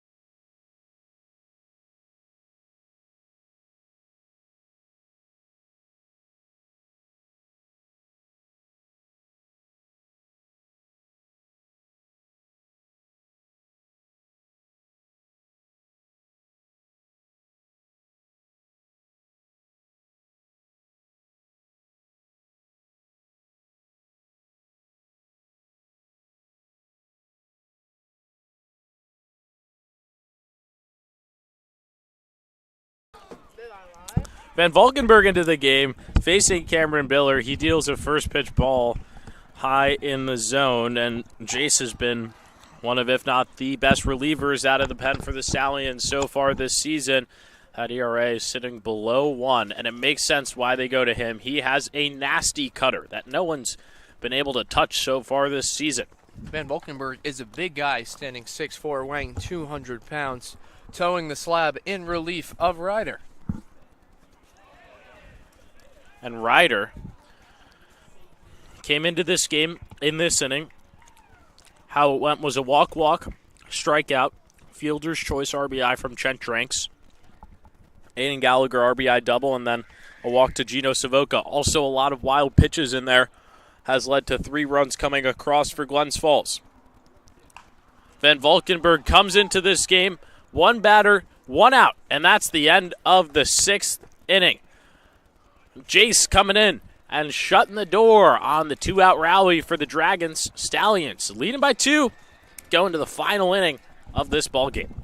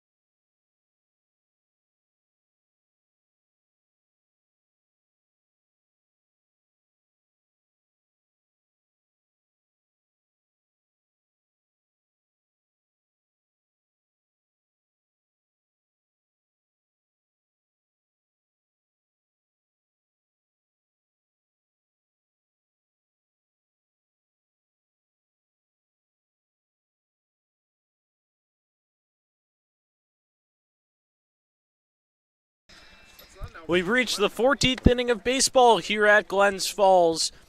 We're into the 7th of Game 2 of this doubleheader between the Stallions and Dragons. And Saugerties is leading things 6-4 after a rough inning of work, Nick, from John Ryder.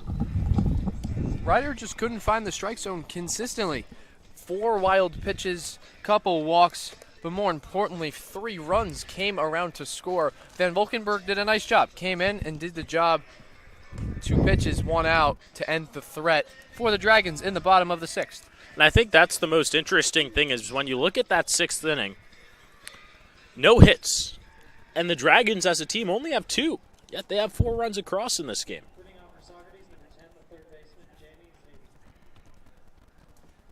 Z will lead things off for the Stallions. And he's been a hit machine so far these past couple games. He has an RBI sac fly in the 5-run 3rd.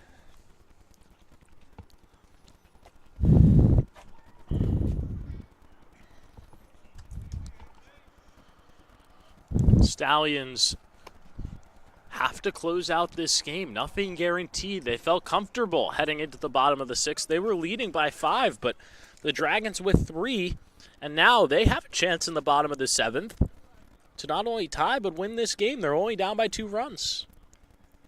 Stallions have not scored since the 3rd inning where they put up 5. Middle innings have been silent, zeros across the board. But good job from the Dragons pitching. Tate Van Elston put up a scoreless inning. Christian Mello came in, did a nice job, put up a couple zeros. They've done a nice job of keeping the Dragons within striking distance here tonight. High fly pop for Jamie Z into center field. There to make the play is Stroh. 1 down here in the 7th. And you would expect Jace Van Valkenburg to be the man to come back out for the 7th inning. And me personally, there's not a guy I would rather have out there this season to come and get a save. Van Valkenburg's been great through 4 relief appearances, 12 and a 3rd innings, 11 hits, 5 walks, 10 strikeouts with a .73 ERA, allowing opponents to hit .239. He's been one of, if not the best pitcher in the Stallions pitching staff this summer so far. The outing I pick out that's the most impressive was the 3 2/3 with only 3 hits given up against the Amsterdam Mohawks. He threw 14 straight cutters against them. It shows how dominant he is with that pitch. They're going to need him to come up clutch with that once again in the bottom half of the 7th, which is really the bottom of the 9th here at Eastfield tonight. Dylan Passo at the dish in a 1-2 count. Passo's had a big day in Game 2 of the doubleheader. 2 doubles. One of them was for an RBI, 2 for 3 here in Game 2. Here's the pitch. Misses upstairs.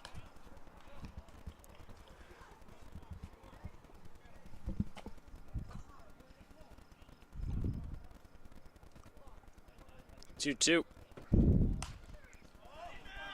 Popped up in foul territory. It just goes on the other side of the screen. McLaughlin nearly had a play on it, but it goes foul.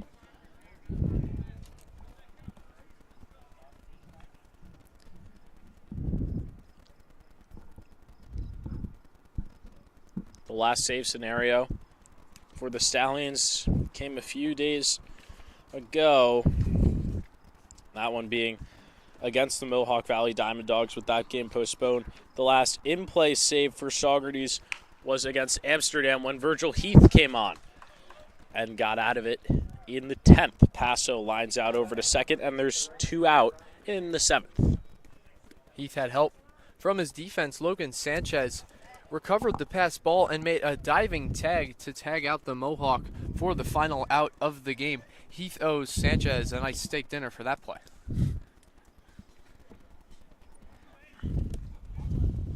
Ryan King, the right fielder, his second game with the Stallions. He's done a nice job in this one. 1-for-1, a couple of walks to go along with it. And that 1-for-1 being an RBI single in the second. In the first game, he did play and went 1-for-3. Pitch is inside. It's 2-0. The mosquitoes starting to come out here at East Field. Starting to get eaten alive. As I just had to kill one off my ear, Nick. They're buzzing all over us. And the Stallions hoping to cruise to victory in the bottom of the 7th and shoo away the Dragons. 3-0 count to Ryan King, and you would expect him to have the green light here, possibly. King has yet to be retired in this one. 1-for-1 with 2 walks. He does swing and lines a ball into left field. That's going to get down for a base hit in front of Trent Jenks. He got a weird read on that one. But regardless, it's a 2-out single for Ryan King, his second hit of the day. And now with 2 outs here in the top of the 7th, Casey Comiskey to the dish.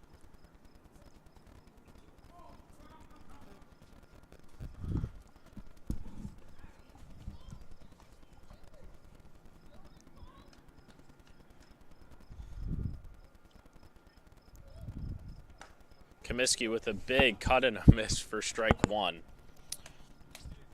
Fans are starting to file out here at East Field. Becoming a quiet atmosphere here in this one. And there wasn't many fans to start the day, with it being 100 degrees outside, as Comiskey lines one down the third base line. Gets out of that slump. He goes over to second. Coming home is King. He will be in to score. RBI double for Casey Comiskey, and that one has got to feel good. Comiskey over at second base, holding his hands up like he's saying thank goodness for that one. A big RBI knock for Mr. Comiskey. Maybe that's the hit that will get him off the schneid. 2 for 25, no longer. And you know what that is also, Nick? A Nacarado insurance run for the Stallions, in desperate need of those here in the 7th. They lead 7-4 after the Comiskey RBI double.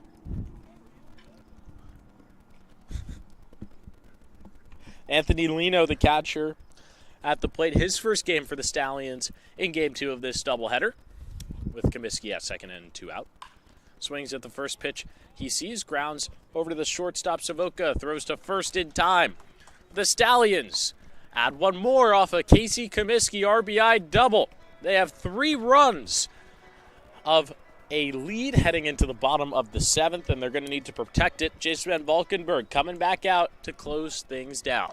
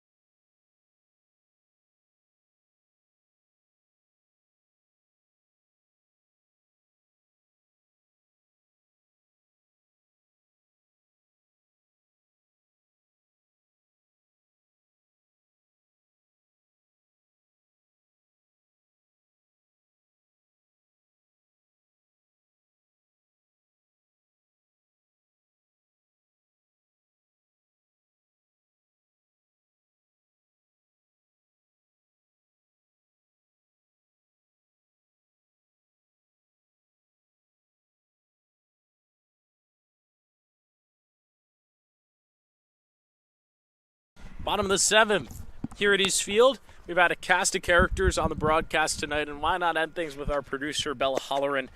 Bella, great to be with you. We sit side by side with each other at every game, but I don't think our viewers have really heard your voice, so great to have you here on the broadcast with us as the Stallions look to close things down. Van Valkenburg creates some weak contact into center field off Robert Mello for out number 1.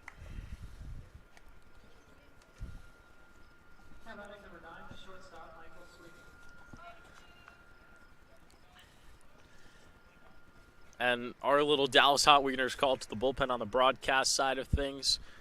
Bella taking the role of Nick Zuppi, who's going to do our player of the game interview. Our Hannah Tampassis had to step out, so the Stallions might be a little bit short on depth, as are we here at East Field. There's one down. Michael Sweeney at the plate. And that one just misses.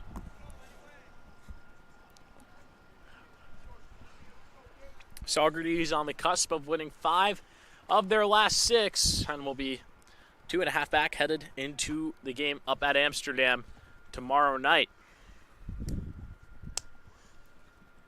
Stallions with 2 wins against the Mohawks could get as close as half a game back in the PGCBLEs. Van Valkenburg rings them up and the Dragons are down to their final out of the game. Nick Galello, the DH, represents the final out. In this game, he is 0 for 2. Dragons put up 3 in the 6th, but since then have gone completely silent. Stallions added 1 in the 7th, thanks to Casey Comiskey with an RBI double. As Galello chases down low for strike 1.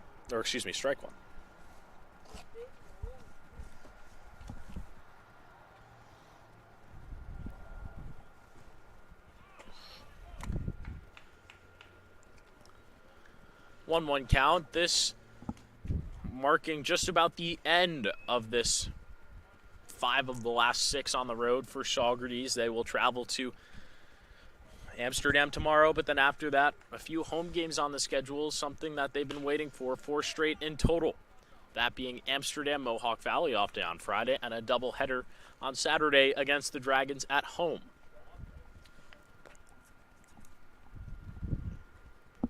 One ball, 2 strikes, 2 outs. Van Valkenburg comes set. He deals.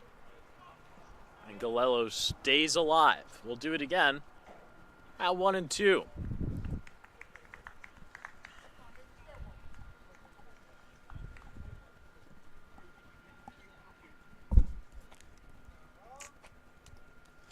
One ball, 2 strikes, 2 outs.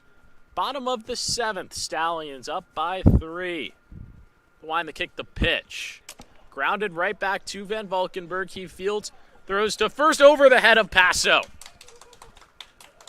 That one goes into the Dragons bullpen. And there is a runner at second with 2 down here in the bottom of the 7th after the E1 by Van Valkenburg. Just got a little overzealous on that throw. And it'll bring up Brendan McLaughlin. First error of the doubleheader for the Stallions. Dragons had 2 in game 1.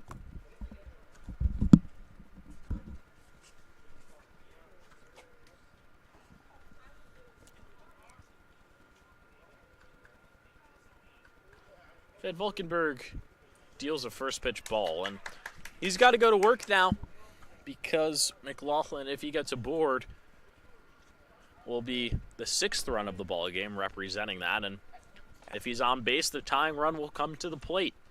So while the Stallions might have 2 outs in this game, this one's still far from over. Van Valkenburg can't locate outside. It's a 2-0 count.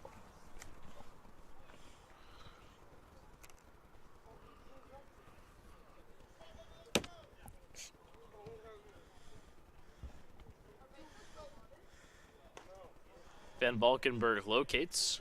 2 balls, 1 strike for the big righty who's headed to New Haven.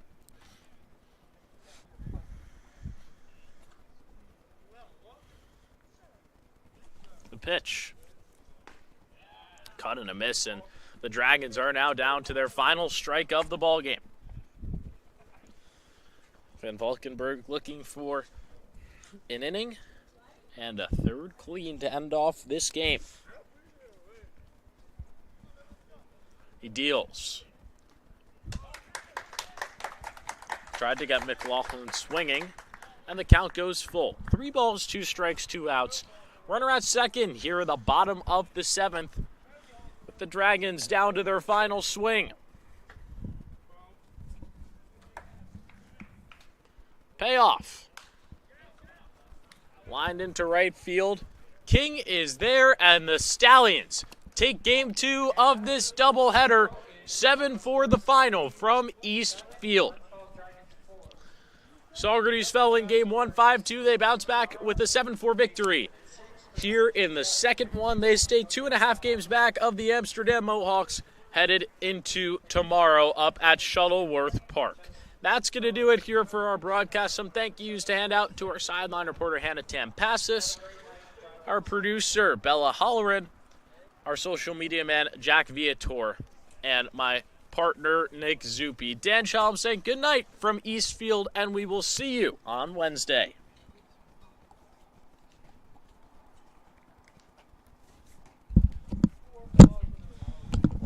Yeah, I wasn't